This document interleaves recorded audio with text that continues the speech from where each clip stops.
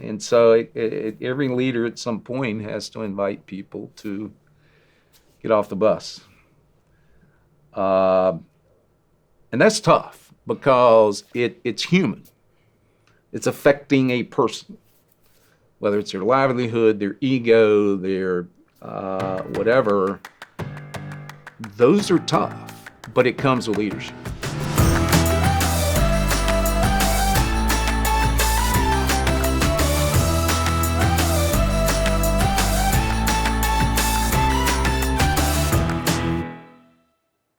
Hello and welcome to Drive, the show where we join Chuck in conversations about moving forward.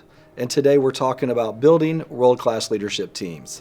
Chuck, thanks for being here. Hey, good morning, Alan. Looking forward to it. Well, we're so glad you're here today. Before we dive into the topic about building leadership teams, I know you have always said the first step in leading is knowing yourself. Absolutely. How do you know yourself as a leader? Absolutely. It's about knowing your values. It's about knowing what you're trying to accomplish.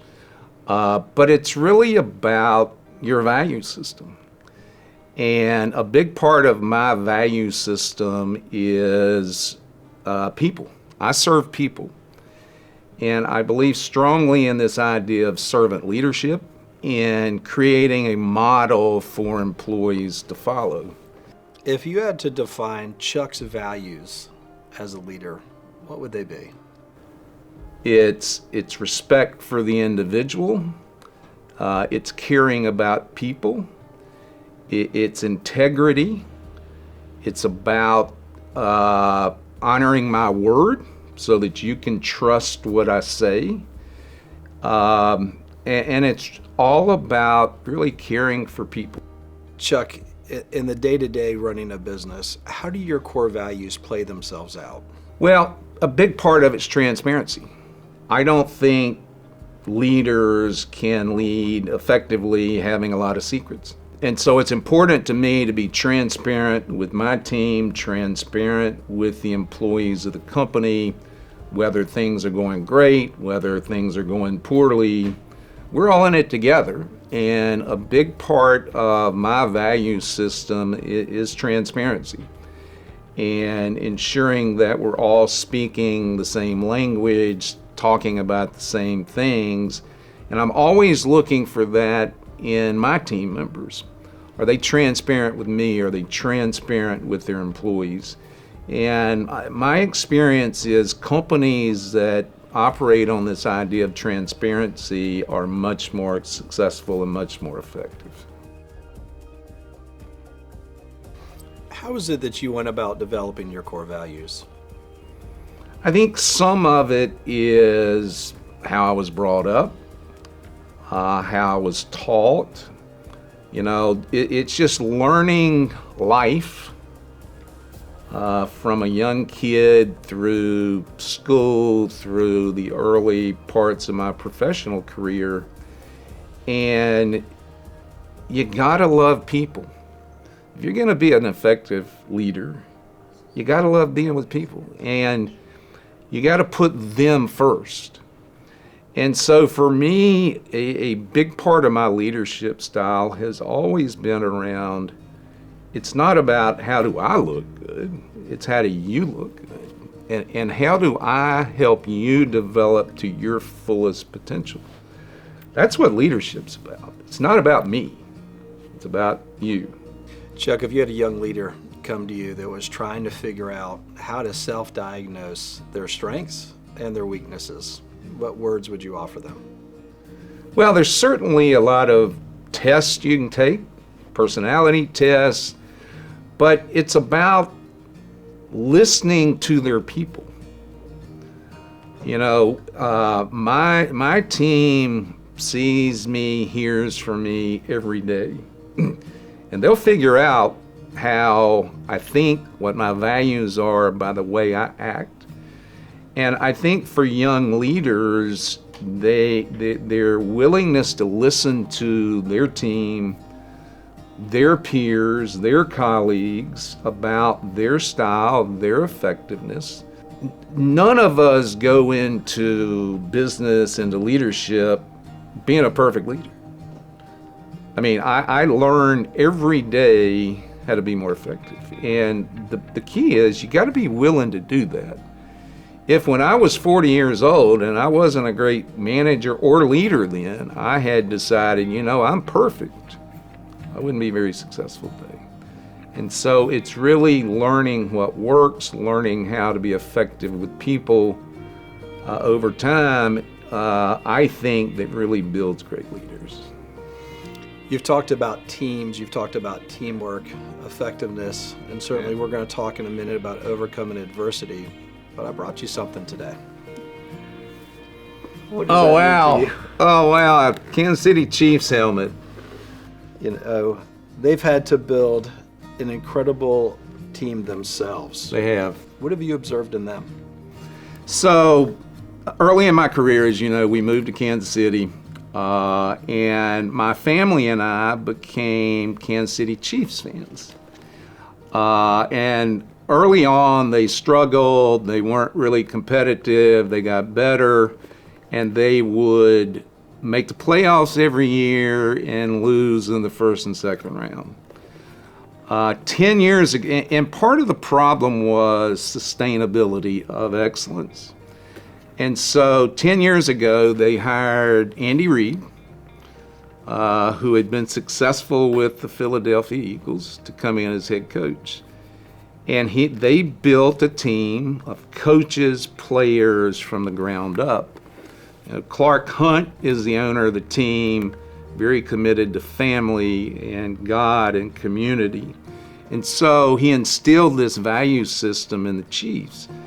And the goal was, how do we build a Super Bowl winning team? They had only won one Super Bowl in their entire history. And so they've done it piece by piece by piece over 10 years. As you know, they won the Super Bowl in 2020. But leadership isn't about doing it once. It's about sustainability. And I think what their culture and their leadership and Coach Reid have brought in is a culture that sustains excellence over time. And so every year, including this year, they're in the playoff hunt with a huge opportunity to go compete for the Super Bowl. And so, the sustainability of the team and doing the hard work in building culture is really the key to successful leadership over time. Chuck, when we talk about leadership teams, one of the most important things is how do you recruit and build the right team. How does Chuck Purvis do that? A piece at a time. I've found from experience, you can't just go out and pick 6 random people and necessarily easy build them into a team. It takes time, it takes hard work. Hiring is not a perfect science. Key to, I think, building a great team is diversity. If I hire 7 or 8 yes men, they have a limited perspective. Diversity of background, diversity of age, diversity of race, diversity of experience, diversity of thought are all valuable in building and molding a team, because you get perspectives that if everybody looks alike, you'll never get. If there was a characteristic that if you have it, you will not get hired by Chuck, what would that characteristic be? You're not transparent, and you don't play well with others. It's that simple. If you didn't learn that in kindergarten, and you haven't learned it since, you're not going to get hired by me. That's great. So Chuck, once you've pulled the team together, how do you go about developing them? It's got to be very individual. Every member of my team has different experience, different skills, different characteristics. Too often leaders try to fix weaknesses. I have strengths, I have things that I'm pretty good at, and I have things that I'm not very good at. Too often leaders focus on you're not good at this. I think effective leaders flip that on its head and focus on, what are you great at? What do you enjoy doing? And how do I mold your role around that? Chuck, that's helpful, but developing people is just your thing. Jump a little deeper into how Chuck does it. Yeah, so if you think about it, all the way through school, we're taught technical things. We enter the workforce and we get a job that's a technical job. It could be computers, it could be finance, it could be accounting, HR, nursing. These are technical things. And we often become experts. And our whole system of schooling and employment is around creating experts. Well, what I've learned is coastal's complex. It's based on technology and HR and people and finance and math and operations and products and marketing and brand and member experience. Those are all technical disciplines. Well, to be CEO, you're not going to be the expert. Maybe in one or two of them, but not in the 20 or so that make up Coastal. And so what I've done over the year, and what I believe is great leaders aren't effective when they lead based on they're the expert. Because the higher you go in the organization, the more often you're going to be overseeing things. You're not the expert anymore.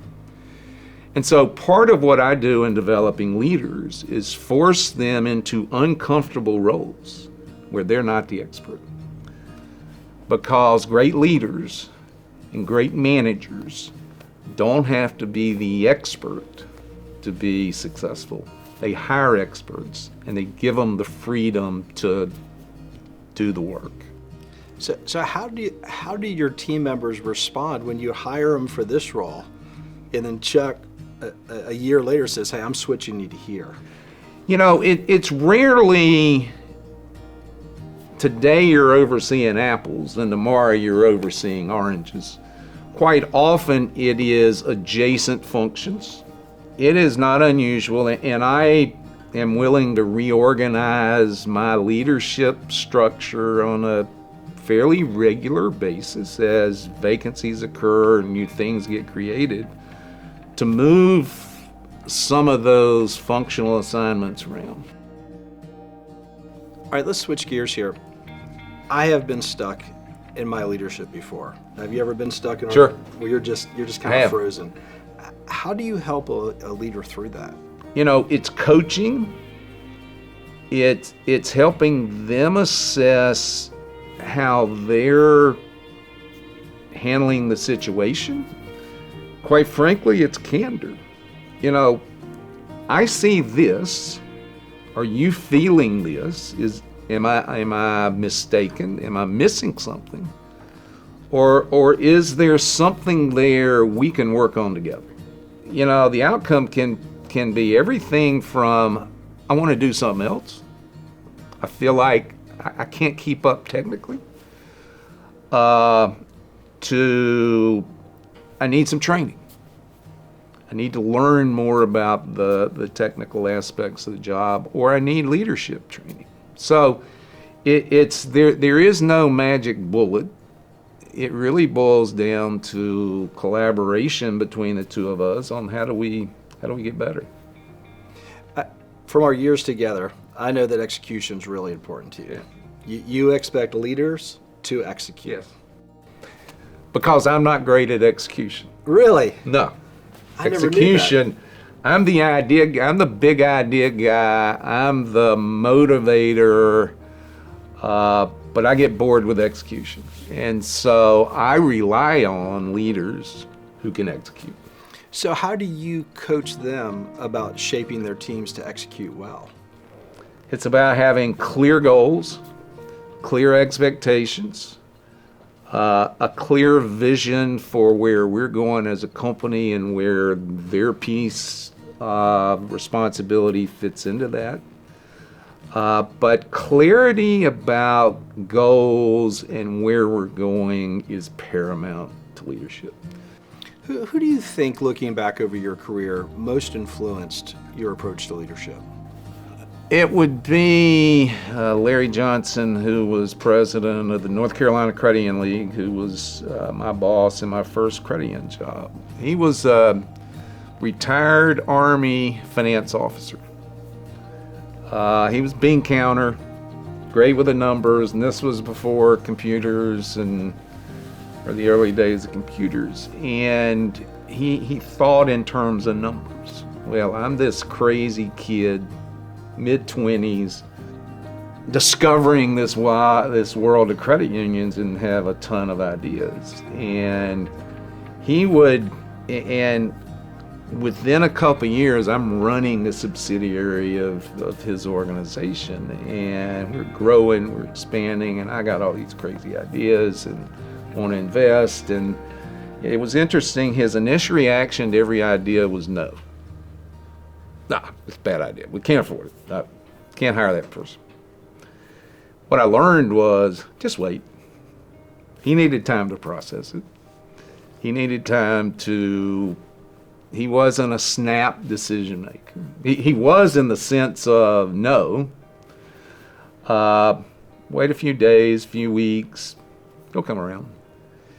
And so it's the listening. It's the how I shape my pitch, how I shape what I'm thinking. And it's about building the trust that if I say I can deliver this, I will actually deliver it. Well, as you mentioned, conflict and difficulty in leadership is not uncommon, but it leads to character growth. Yeah. Where have you grown in your character? You know, I took over leadership of Coastal in the middle of an aftermath of the financial crisis, and Coastal was not in the best of shape. And I had a team. Well, I didn't have a team. I had a bunch of executives that didn't function as a team. And I had to learn fast. And I had to be strong in terms of expectations. And I had to invite some people to get off the bus. They didn't want to be on the bus. They weren't contributing to being on the bus. And so every leader at some point has to invite people to get off the bus. And that's tough because it's human. It's affecting a person, whether it's their livelihood, their ego, their whatever. Those are tough, but it comes with leadership. If you were mentoring a young leader at Coastal and they were trying to set priorities around learning to build great teams, what's the best tool for them to use? It's really dialogue and listening. There are tons of assessments, and I can go take 10 free tests this afternoon about personality and strengths and so forth, and that gives some insight. But the most valuable learning is, what do the people around me see? What do they think? And am I open to what I'm hearing? And am I willing to adapt my style? If you're not willing to do that, leadership's hard. Chuck, that's fantastic. I'd like to switch gears now and hit you with a lightning Oh round. boy. Are you ready? Okay, sure. All right. Favorite leader of the 20th century? Ronald Reagan. Best boss you ever had? Larry Wilson. Best coach of a sports team? Andy Reid. Why? Because the sustainability of the excellence. Does teamwork make dream work? Yes. So Chuck, you're ending your season with Coastal as a leader. How'd you do? It's not for me to decide. That's for our employees and our members and my peers around the industry. I've spent a lot of time in industry leadership roles. I'm happy with the outcomes and the opportunities I've had, but that's for them to say, not me. Well said. Chuck, thanks for your time today. Thank you. It's been great. What an important conversation. Yes, it is. All right. For our listeners, thanks for joining us too. We'll see you at the next episode.